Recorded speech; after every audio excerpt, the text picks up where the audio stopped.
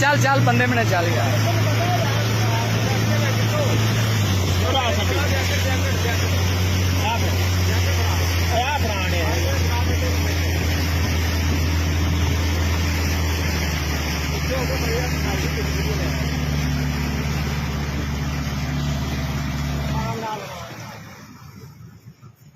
चलो चलो अगे जावन दे।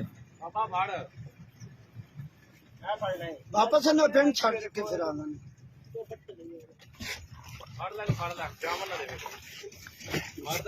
काबू रख चाचा काबू रख।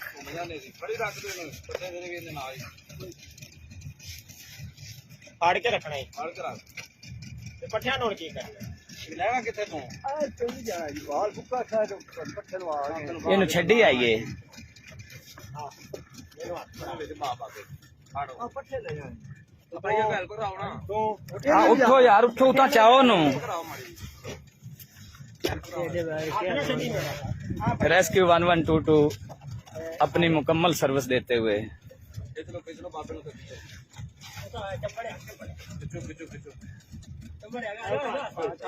लातू ते करो लातू उरली लातू ते कर जेने काम ते चढ़ी जा